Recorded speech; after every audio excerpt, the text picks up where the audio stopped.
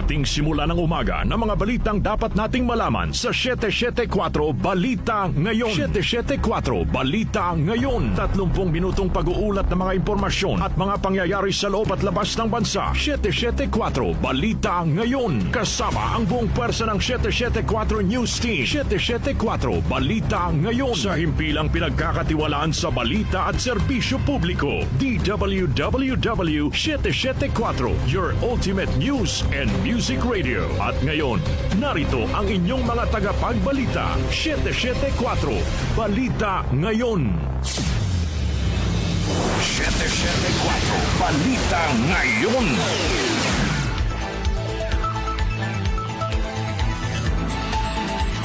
Magandang umaga, Luzon, Visayas at Mindanao. Ngayon po ay araw ng Martes, September 23, 2025. Narito na ang 774 Balita Ngayon. 774 Balita Ngayon.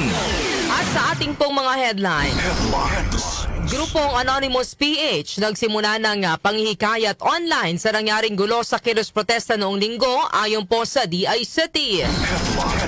DOH kinumpirmang isang lalaki ang nasawi makaraang masaksak sa naganap na kaguluhan sa Mendiola noong linggo. DILG nilinaw na walang dalang baril ang mga pulis na nakadeploy sa rally noong linggo. Dating Ilocos Sur Governor Chavit Singson paiimbestigahan ng Malacanang hinggil sa posibleng inciting to sedition dahil sa umano'y panawagan nito sa mga kabataan na mag-alsa laban sa pamahalaan. Pangulong Ferdinand Marcos Jr. handang sumailalim sa investigasyon kaugnay sa umano'y 21 million pesos sa donasyon mula sa isang kontraktor na natanggap niya noong 2022 elections. Higit 100,000 katao apektado ng pananalasa ng bagyong Nando at Habagat. Sa atin namang Metro News, lalaking nag-aalok ng mga minor de edad para sa online sexual exploitation na aresto sa Quezon City. Sa ating Science and Technology News, in-house water quality analysis para sa isang uri ng waterborne bacterium inilunsad. Sa atin namang Lifestyle News, Pilipinas umangat ng 3 pwesto sa Global Innovation Index.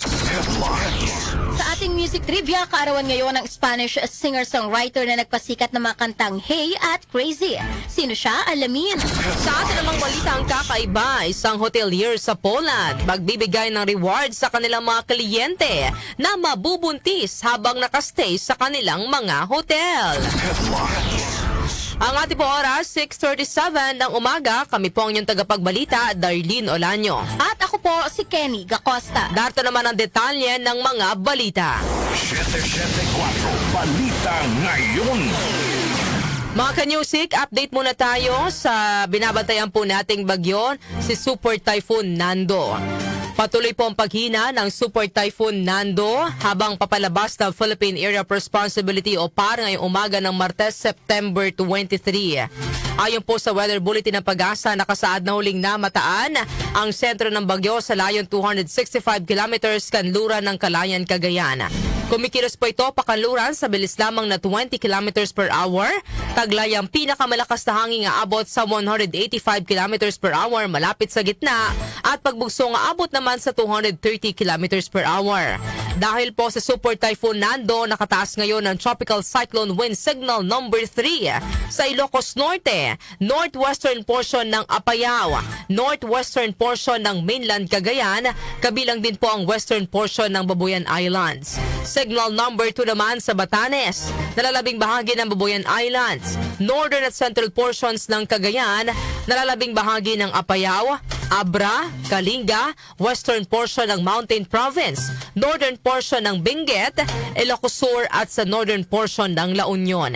Signal number 1 naman sa nalalabing bahagi ng Cagayan, Isabela, Quirino, Nueva Vizcaya, northern at central portions ng Aurora, nalalabing bahagi ng Mountain Province, Ifugao, nalalabing bahagi ng Benguet, nalalabing bahagi ng La Union, Pangasinan, northern portion ng Zambales, northern at central portions ng Tarlac at sa northern at central portions ng Nueva Ecija. May nakataas din po ngayong gale warning sa seaboards ng Northern Luzon dahil sa bagyo. Sa forecast track ng Pag-asa, patuloy nakikilos ang Super Typhoon Nando pakanluran, hilagang kanluran hanggang lumabas ng PAR ngayong umaga at bumalik pakanluran upang tahakin naman ang Southern China. Naglabas din po mga kanyusik ang pag-asa ng heavy rainfall warning ngayong umaga. Bunsod naman ang epekto ng southwest monsoon o habagat at ng super typhoon Nando. Batay po sa abiso, nakasailalim ngayon sa yellow warning level na may banta ng pagbaha sa mga flood-prone areas, ang Zambales at Bataan. Asahan naman sa susunod na 3 oras ang mahina hanggang katamtaman na minsay may kalakasang pag-ulan sa Metro Manila, Batangas, Cavite, Laguna, Rizal, Quezon, Nueva Ecija at sa Bulacan. Kaparehong lagay ng panahon din po ang nararanasan ngayon na tatagal din ng 3 oras sa Tarlac at sa Pampanga kasama ang mga karatig na lugar. Pinag-iingat ang publiko, gayon din po ang mga Concerned Disaster Risk Reduction and Management Office at inabisuhan na manatiling nakamonitor sa lagay ng panahon. 774 Balita Ngayon. Tukoy na ng pamahalaan ang grupong nasa likod ng marahas na insidente sa Ayala Bridge at Mendiola noong linggo na nagresulta sa pagkasugat ng maraming pulis at ilang sibilyana. Ayon po kay DICT Secretary Henry Aguda, ang grupong Anonymous PH ang nanguna sa panghikayat online para manggulo. Hinikayat umano ng grupo ang mga kasapi na magsuot ng itim na maskara at damit at magtungo sa paligid ng palasyo. Dagdag pa ni Aguda, nakipag-ugnayan na sila sa naturang grupo, ngunit hanggang ngayon ay hindi pa ito umaamin o tumatanggi sa pagkakasangkot. May mga personalidad din umanong gumamit ng social media upang mag-udyok ng pakikilahok sa grupo. Kasabay nito, kinumpirma rin ni Aguda na may mga persons of interest na nakasalukuyang minamatyagan ang mga otoridad. Ito ay unang kumalat mula sa grupong Anonymous PH. Ito po ay isang aktibong hacktivist na grupo. Nakikipag-ugnayan po ako doon sa mga tao sa Anonymous PH. Hindi pa po sila nagdi-disavow kung sila nga o hindi sila yung gumawa nito. Pero may mga persons of interest na po tayo na minamatyagan. Sila ang nagsimula ng panawagang magsuot ng itim na maskara at damit na sinasabayan ng ilang personalidad at grupo sa social media. Nakikipag-ugnayan na rin po kami sa social media platforms para dito sa mga personalidad na ito. Pampahayag ni DICT Secretary Henry Aguda. 774 Balita Ngayon. Samantala, kinumpirma ng Department of Health o DOH na isang individual ang nasawi sa naganap na gulo sa Mendiola, Maynila noong linggo sa ikinasang kilos protesta laban sa korupsyon. Sa pahayag na inilabas ng DOH, nakasaad na nasawi ang lalaki matapos masaksak sa gitna ng gulo. Umabot din sa 48 katao ang dinala sa DOH Jose R. Reyes Memorial Medical Center. Merong 6 na iba pang nagtamo ng iba't ibang injury, gaya ng hiwa sa paa, eye trauma, head trauma, gunshot wound, injury sa ugat ng kaliwang braso at matinding sugat sa braso. 2 pulis naman ang nagtamo ng minor injuries. Tiniyak naman ng DOH na sakop ng zero billing ang mga pasyente alinsunod sa utos ni Pangulong Ferdinand Marcos Jr. Samantala, sinabi naman ni DILG Secretary John Vic Remulla na wala silang naitalang casualty sa nangyaring gulo noong linggo. Ngunit kung mayroon man anyang nasaksak base sa records ng DOH, ito ay hindi dahil sa mga kapulisan. Ang information namin kahapon doon sa site mismo at during the altercation there was no wala kaming nakitang ganun. Kung may nasaksak man yan, hindi na galing sa PNP yan kasi walang kutsilyo ang PNP. So I would suppose it was one of the anarchists who stabbed him. Ang pahayag ni DILG Secretary John Vic Remulla. 774 Balita Ngayon. Iginiit ni DILG Secretary John Vic Remulla na walang dalang baril ang mga pulis na nakadeploy sa mga rally areas noong linggo. Bukod dito, sinabi ni Remulla na hindi rin gumamit ng tear gas sa mga pulis laban sa mga rallyista. Ayon kay Remulla, mariing ipinatupad ang maximum tolerance sa kilos protesta at kumilos lamang ang mga pulis matapos silang pasabugan ng Molotov cocktail. The President's directive very explicitly stated that the PNP shall act with maximum tolerance. And with maximum tolerance, they only had their riot gear and no firearms. I repeat, the approximately 4,000 policemen deployed to contain the rally had no firearms on them, except for the SWAT group that was in the vicinity. The purpose of having no firearms is because when you engage a crowd, the chances of your firearm being pulled from you and being used against you is very high. Having said that, number one, there was no discharge of weapon from any PNP official. I repeat, there was no discharge of weapon. Number two, there was no tear gas used by the PNP.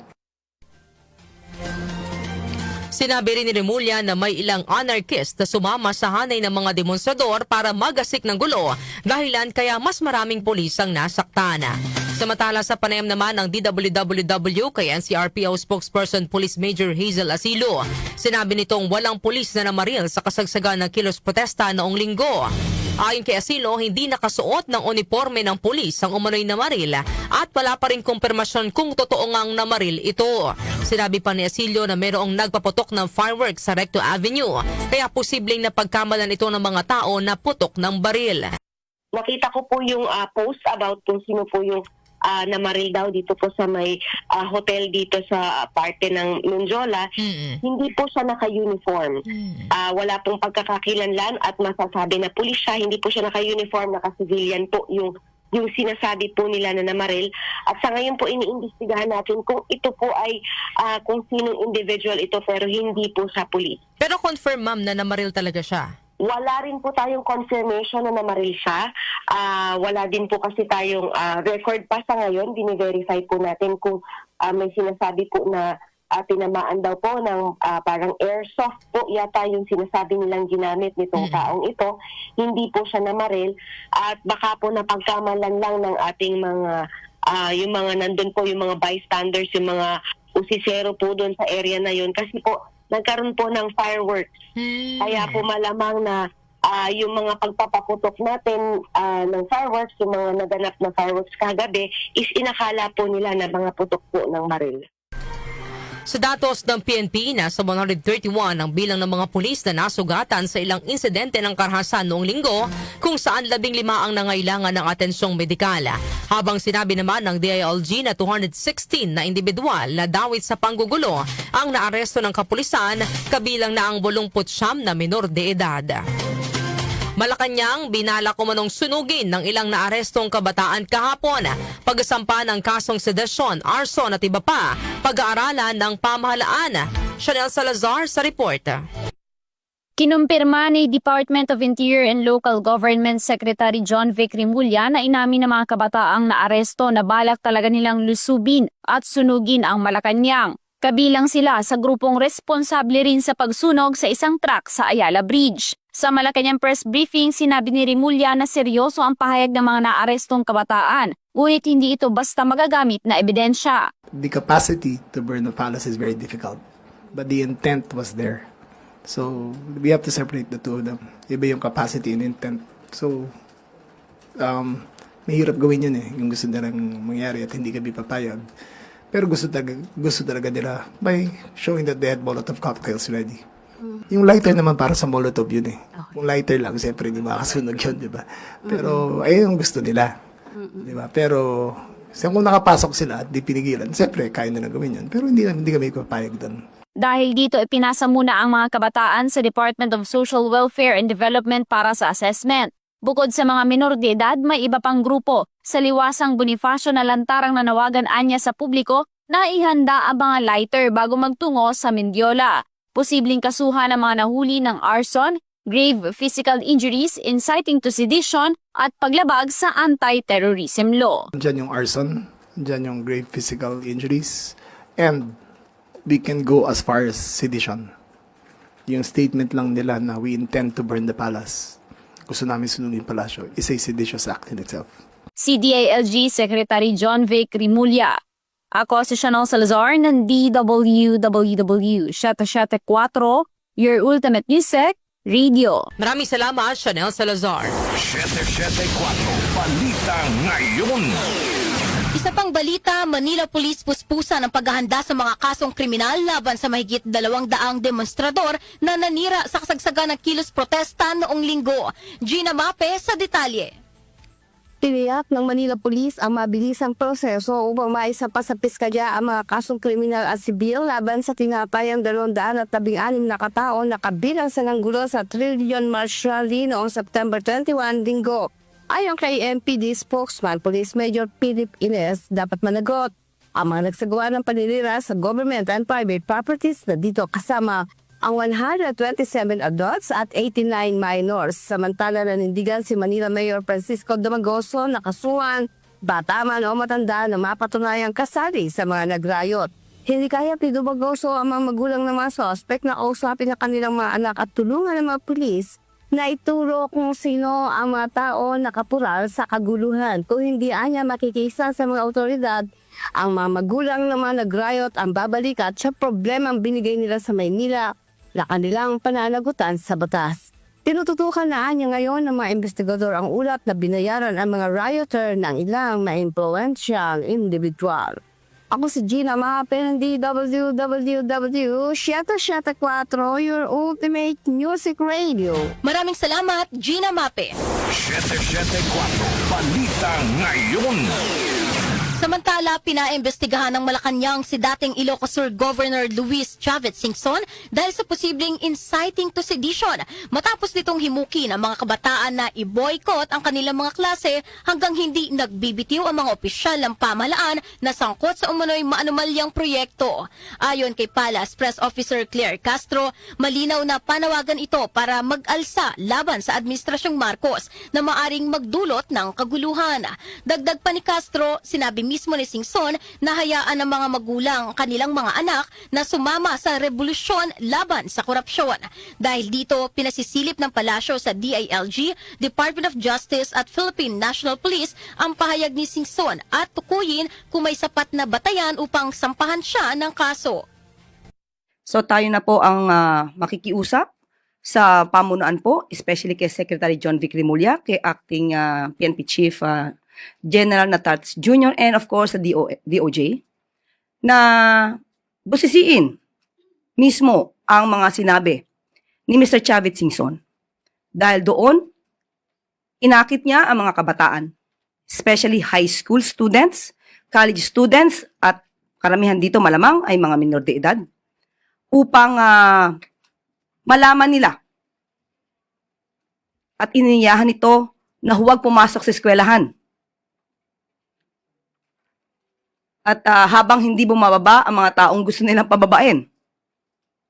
At sila pa, at si Mr. Chavez Singson pa ang nagsabi na hayaan ng mga magulang ang mga batang ito na tumayo para sa isang revolusyon para sa korupsyon.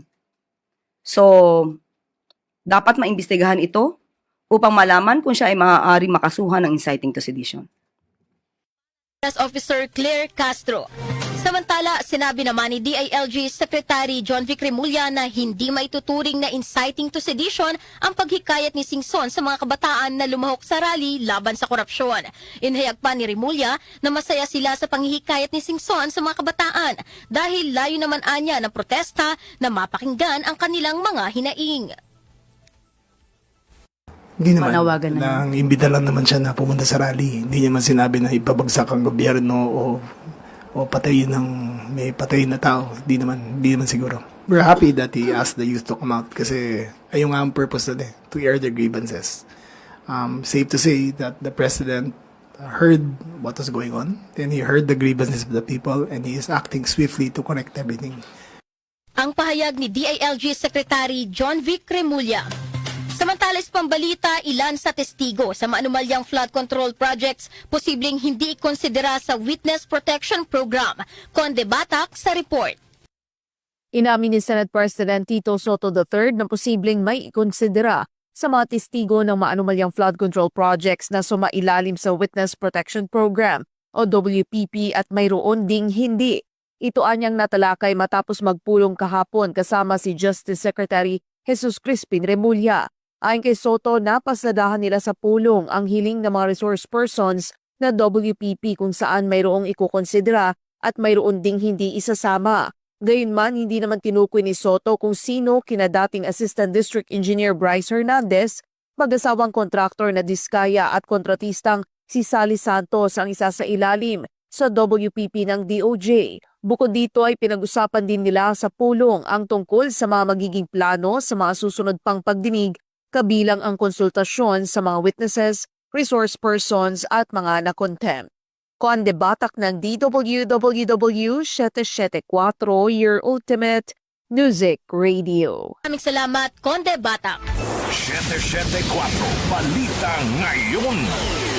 Sa iba pang balita, handa si Pangulong Ferdinand Marcos Jr. na sumailalim sa investigasyon kaugnay sa ulat ng Philippine Center for Investigative Journalism o PCIJ na nakatanggap umano siya ng 21 million pesos mula sa Rudil Construction and Enterprises para sa kanyang kampanya noong 2022 elections. Ayon kay Palace Press Officer Claire Castro, hindi nagtatago ang Pangulo at bukas siyang sumailalim sa anumang proseso ng pagsisiyasat at kung saklawin ng investigasyon ang kanyang pangalan.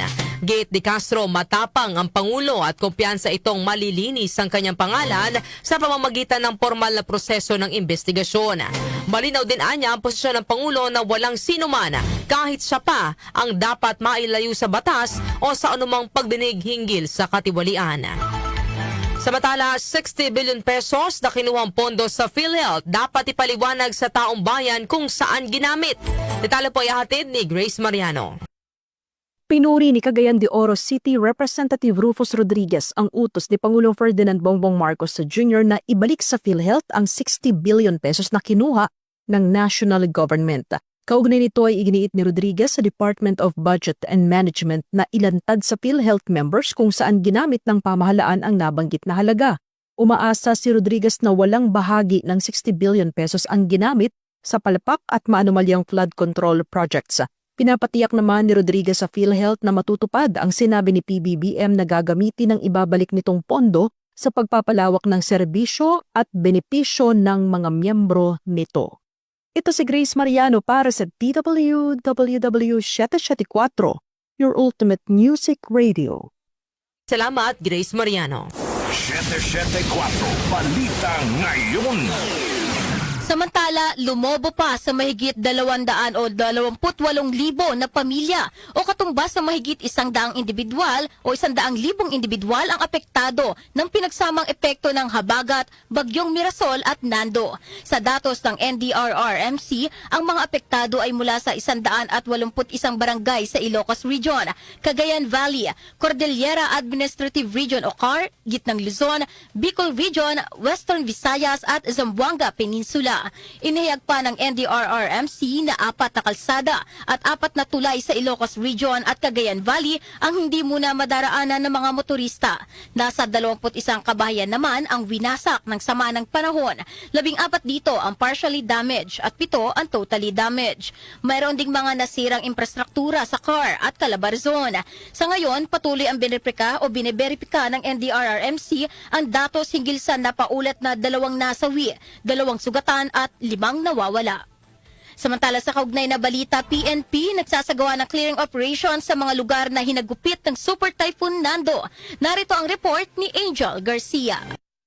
Agad na nagsagawa ng road clearing operations ang Philippine National Police sa mga lugar na sinalanta ng Super Typhoon Nando. Kabilang na dito ang bayan ng Gonzaga sa Cagayan kung saan nagtulong-tulong ang mga pulis upang maibalik ang normal na daloy ng trapiko at serbisyo sa mga apektadong lugar. Maliban dito, nagsagawa din ng clearing operation ang mga kawani ng Municipal Disaster Risk Reduction and Management Office, katuwang ang Philippine Coast Guard sa mga puno na natumba at humambalang sa mga kalsada sa bayan ng Bagaw sa Cagayan. Ito'y kasunod ng naranasang malakas na hangin kahapon sa lalawigan ng Cagayan dulot ng bagyong Nando. Sa pinahuling abiso ng Cagayan PD RRMO, nasa mahigit 3,000 pamilya o katumbas ang 10,353 individual ang apektado ng pananalasa ng bagyong Nando sa 17 munisipalidad at 136 sa barangay sa nasabing lalawigan.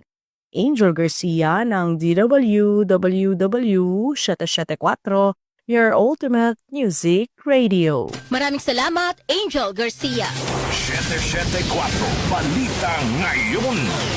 Ang ating po oras, alas 7 na ng umaga. Kami pa rin po ang inyong tagapagbalita, Darlene Olanyo. At ako po si Kenny Gacosta. 774 Balita Ngayon. Metro News. Metro News. Sa atin namang Metro News, naaresto ng National Bureau of Investigation o NBI ang isang lalaki sa Quezon City na umano'y nambubugaw ng mga menor de edad. Ayon sa NBI, nagkasasala ng entrapment at rescue operation.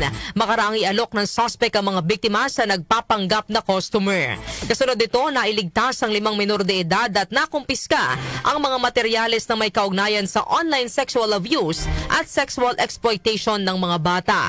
Isinailalim na sa inquest proceedings ang suspect para sa kasong qualified trafficking in persons. Ayon sa NBI, maghain din sila ng warrant para ma-examine ang computer data sa mga nakumpiskang kagamitan. Inihayag pa ng NBI na nagugat ang operasyon sa isang case referral mula sa Royal Canadian Mounted Police sa pamamagitan ng Philippine Internet Crimes Against Children Center. Foreign exchange rates. Foreign exchange rates.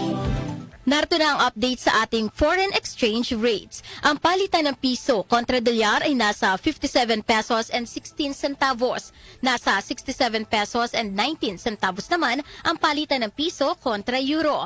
Habang ang British pound ay nasa 77 pesos .03 centavos. Ang palitan naman ng piso kontra Saudi Riyal ay nasa 15 pesos and 24 centavos. Habang ang Japanese yen ay nasa 39 centavos. Lotto results. Lotto results. Update naman po tayo sa resulta ng Lotto. Ihatid po sa atin ni Jonna Bakiran. Jonna! Narito na ang mga lumabas na winning combinations sa Grand Lotto 655 na binola kagabi September 22, 27, 31, 15, 36, 23 at 54. Kung saan walang maswerteng nanalo ng 175 million.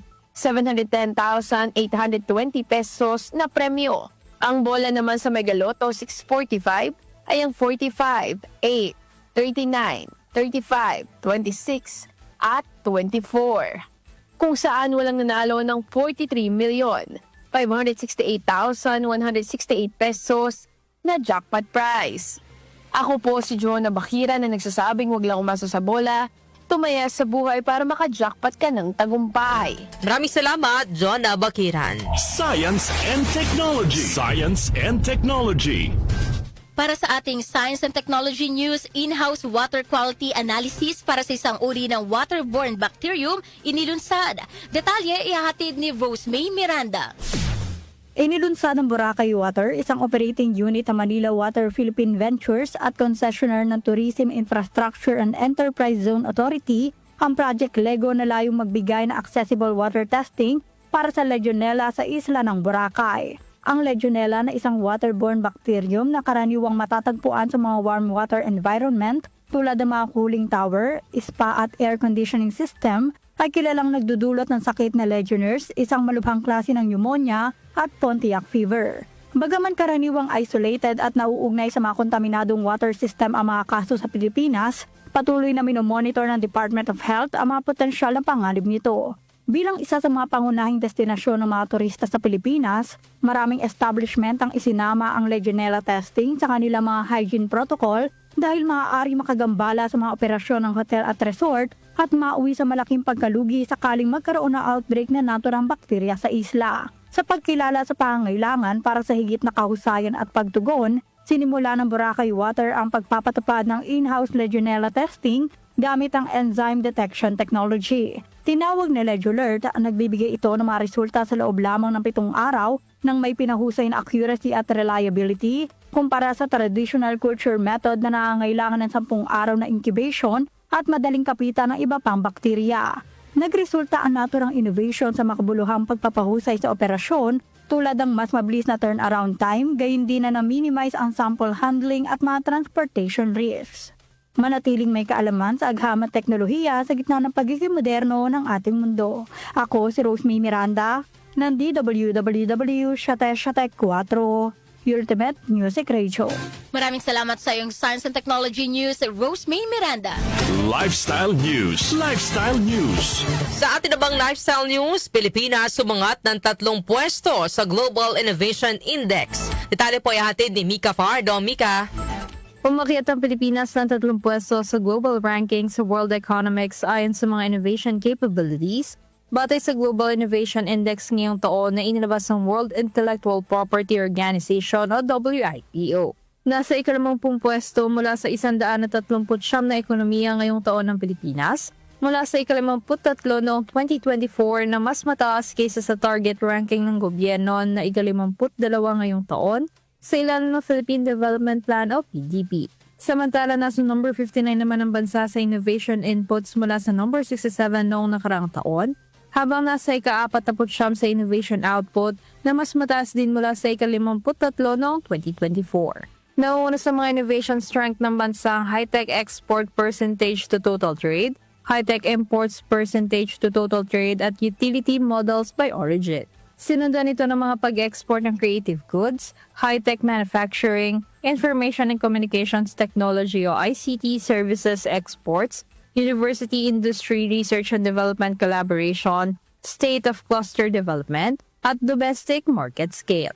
Nagpapahiwatig ang pinakahuling ulat na ito na ang Pilipinas ay nasa ikatlo sa 37 lower middle income group economics at ika-11 sa 17 ekonomiya sa Southeast Asia, East Asia at Oceania. Ako po si Mika Fajardo ng DWWW 774, your Ultimate Music Radio. Maraming salamat, Mika Fajardo. Music Trivia. Music Trivia. Para sa ating music trivia, ngayong petsa, September 23 taong 1943, isinilang sa Madrid, Spain si Julio Jose Iglesias de la Cueva o mas kilala ng lahat bilang si Julio Iglesias. Si Iglesias ay isang singer-songwriter na itinuturing na isa sa pinaka-successful na mga awit sa mundo mula sa Spain. Sa kanyang karera sa musika, nakabenta siya ng mahigit 300 million records worldwide at nakapagsagawa ng higit 5,000 concerts na dinaluhan ng kabuang 60 million audience sa 6 na kontinente. Maraming awards ang natanggap ni Iglesias sa kanyang music career, gaya ng mga parangal mula sa Grammy, Latin Grammy, World Music Award, Billboard Music Award at American Music Award. Habang noong April 2013, nailuklok siya sa prestiyosong Latin Songwriters Hall of Fame. Tumanggap din siya ng Gold Medal for Merit in the Fine Arts of Spain at Legion of Honor of France, habang pinangalanan naman siya ng UNICEF bilang Special Ambassador for Performing Arts noong 1989. Maliban sa mga ito, mayroon din siyang mayroon ding sariling stars sa Iglesias sa Hollywood Walk of Fame mula noong 1985. Ilan sa mga pinasikat na awitin ni Julio Iglesias ay ang Hey, To All the Girls I've Loved Before, Moonlight Lady at Crazy, na mapapakinggan ninyo dito sa inyong Ultimate News and Music Station, DWWW 774. Balitang Kakaiba. Maraming salamat, Kenny Acosta, sa iyong music trivia. At dito naman, dako tayo sa ating balitang kakaiba. Isang hotelier sa Poland magbibigay ng reward sa kanilang mga kliyente na mabubuntis habang nakastay sa kanilang mga hotel. Nakakaibang reward ito. Iba yun Alamin natin ang detalye ng balitang kakaiba na yan kay Doc Justin. Magandang umaga. Yes, good morning, Kenny at Darlene. Mabubuntis habang naka-stay sa kanilang mga hotel bilang tugon sa bumababang birth rate sa Poland. Naisipan ng isang Polish real estate group na magbigay ng reward sa kanilang mga kliyente na mabubuntis habang sila ay naka-stay sa alinman sa kanilang mga hotel. Sa website ng Arch Group na nagmamay-ari ng 23 hotels at iba pang mga gusali sa Poland, nagpayag ito ng pag-aalala sa nararasang demographic crisis sa kanilang bansa na nagresulta sa 12 taon ng pagbaba ng birth rate sa bansa sa Poland. Sa pag-asang mabago ang trend ay naisipan ng hotelier na ilunsad ang isang incentive program na magbibigay ng free special events gaya ng binyag sa kanilang mga kliyente na mapatutunayan ang kanilang pagbubuntis ay bunga ng kanilang stay sa kanilang mga property o isa sa kanilang mga property. Ang mga couple ay bibigyan din ng bonus na $2,754 o mahigit 156,000 pesos sakaling bibili ang mga ito ng bahay sa kanilang kumpanya. Bukas rin ang offer na bonus sa mga empleyado ng arts na mayroong mga anak. Hanggang nitong Hunyo, pumalo lamang sa 37.4 million ang populasyon sa Poland na 1 milyong mas mababa sa datos na naitala noong 2015. Yan ang ating balitang kakaiba ngayong araw na ito ko si Doc Justin. Just out na ako. Thank you. Maraming salamat, Doc Justin, sa ating balitang kakaiba. Eto naman, Kenny, bago tayo tuluyang magtapos sa ating balitaan, bigay ko muna ang ating katanungan ngayong araw po ng Martes para sa opinion mo, opinion ko. Maibabalik ba ang tiwala ng publiko sa mga opisyal ng gobyerno kung isa sa publiko ang SALN o yung Statements of Assets, Liabilities and Net Worth? Ulitin ko mga kanyusik, maibabalik ba ang tiwala ng publiko sa mga opisyal ng gobyerno kung isa sa publiko ang kanilang SALN? At ano po ang kailangan gawin ng public officials para mapanumbalik ang tiwala ng publiko o ng mga Pilipino? Ipadala po ang inyong opinion sa ating text line 0929-321-8738. Ulitin ko po, 0929-321-8738. O kaya ay mag-comment po sa ating Facebook Live at sa ating YouTube channel. Inyo pong narinig ang mga may init at naglalagablab ng mga balita ngayong araw po ng Martes, September 23, 2025. Kami po yung tagapagbalita, Darlene Olanyo. At ako naman po si Kenny Gacosta. Napasa inyo ang 774 Balita Ngayon. 774 Balita Ngayon.